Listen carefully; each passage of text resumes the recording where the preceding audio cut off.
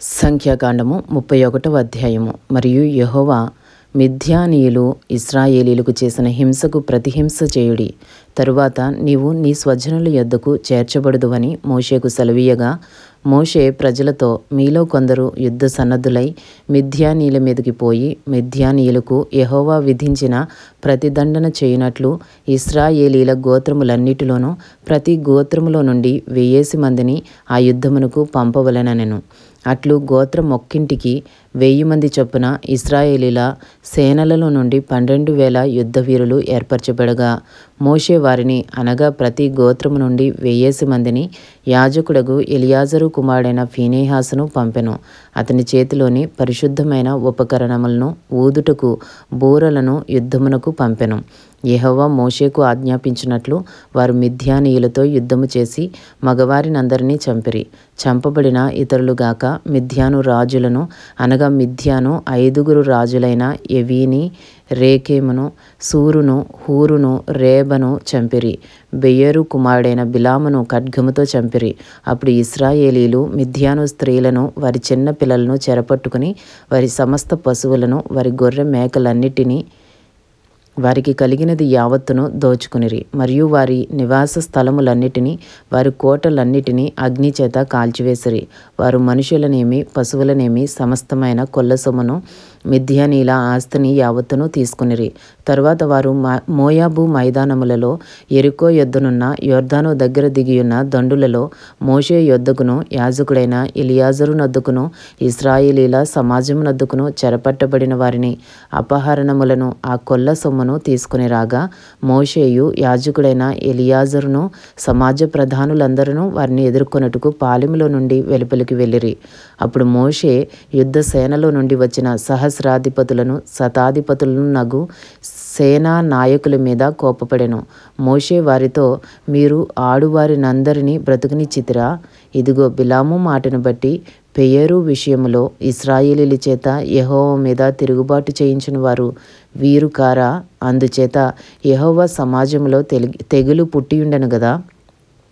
కాబట్టి మీరు పిల్లలలో ప్రతి మగవానిని, పురుష సంయోగము ఎరిగిన ప్రతి స్త్రీని చంపుడి. పురుష సంయోగము ఎరుగని ప్రతి ఆడపిల్లను మీ నిమిత్తము బ్రతుకునియుడి. మీరు 7 దినములు పాలెము వెలుపల ఉండవలెను. మీలో నరుని చంపిన ప్రతి వాడును, చంపబడిన నరుని ముట్టిన ప్రతి వాడును, మీరు చెరపట్టిన వారును 3వ దినమున 7వ దినమున మిమ్మల్ని మీరే పవిత్రపరచుకొనవలెను. మీరు బట్టలన్నిటినీ, చర్మ వస్తువులన్నిటినీ, మేక వెంట్రుకల వస్తువులన్నిటినీ, కొయ్య వస్తువులన్నిటినీ పవిత్రపరచవలెననెను.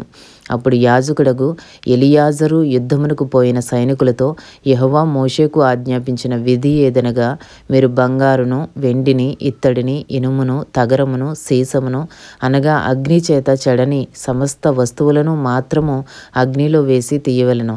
అప్పుడు అవి పవిత్రమగును. అయితే పాప పరిహార జలము చేతను వాటిని పవిత్రపరచవలెను. అగ్ని చేత చెడినట్టి ప్రతి వస్తువును నీళ్ళల్లో వేసి తీయవలెను. 7వ దినమున మీరు మీ బట్టలు ఉదుకుకొని పవిత్రులైన తరువాత పాలెములోనికి రావచ్చుననెను. మరియు యెహోవా మోషేకు ఇలాగు సెలవిచ్చెను, నీవును యాజకుడైన ఎలియాజరును సమాజం యొక్క పితరుల కుటుంబములలో ప్రధానులను, మనుషులలోనేమి పశువులలోనేమి చెరపట్టబడిన దోపుడు సొమ్ము మొత్తమును లెక్కించి 2 భాగములుగా చేసి యుద్ధమునకు పూనుకుని సేనగా బయలుదేరిన వారికి సగమును, సర్వ సమాజమునకు సగమును పంచిపెట్టవలెను. మరియు సేనగా బయలుదేరిన యోధుల మీద యెహోవాకు పన్ను కట్టి ఆ మనుషులలోను, పశువులలోను, గాడిదలలోను, గొర్రె మేకలలోను 500కు 1 చొప్పున వారి సగములో నుండి తీసుకుని యెహోవాకు ప్రతిష్ఠార్పణముగా యాజకుడైన ఎలియాజరుకు ఇయ్యవలెను. మనుష్యులలోను, పశువులలోను, గాడిదలలోను, గొర్రె మేకలలోను, సమస్త విధముల జంతువులలోను 50ంటికి 1 చొప్పున ఇశ్రాయేలీయులు సగములో నుండి తీసుకుని యెహోవా మందిరమును కాపాడు లేవీయులకు ఇయ్యవలెను. యెహోవా మోషేకు ఆజ్ఞాపించినట్లు మోషేయు యాజకుడైన ఎలియాజరును చేసిరి.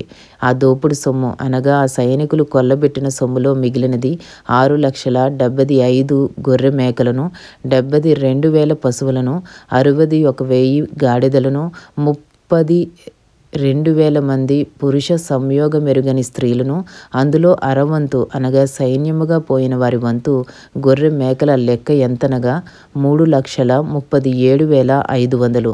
ఆ గొర్రె మేకలలో యెహోవాకు చెల్లవలసిన పన్ను 675. ఆ పశువులు 36,000, వాటిలో యెహోవా పన్ను 72. ఆ గాడిదలు 30,500, వాటిలో యెహోవా పన్ను 61. మనుషులు 16,000 మంది, వారిలో యెహోవా పన్ను 32.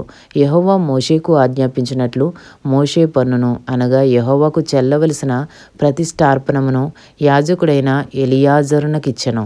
సైనికుల యొద్ద మోషే తీసుకుని ఇశ్రాయేలీయులకిచ్చిన సగము నుండి లేవీయులకిచ్చెను.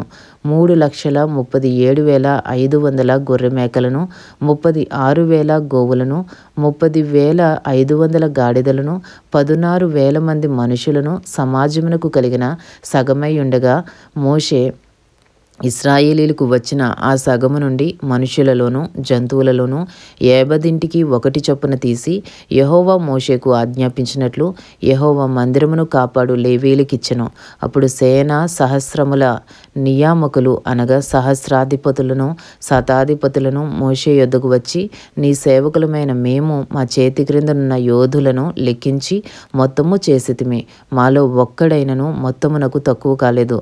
కాబట్టి యెహోవా సన్నిధిని మా నిమిత్తము ప్రాయశ్చిత్తం కలుగునట్లు మేము మాలో ప్రతి మనుషునికి దొరికిన బంగారు నగలను, గొలుసులను, కడియములను, బంగారములను, పోగులను, పతకములను యెహోవాకు అర్పణముగా తెచ్చియున్నామని చెప్పగా, మోషేయు యాజకుడైన ఎలియాజరు నగలుగా చేయబడిన ఆ బంగారును వారి యొద్ద తీసుకునిరి.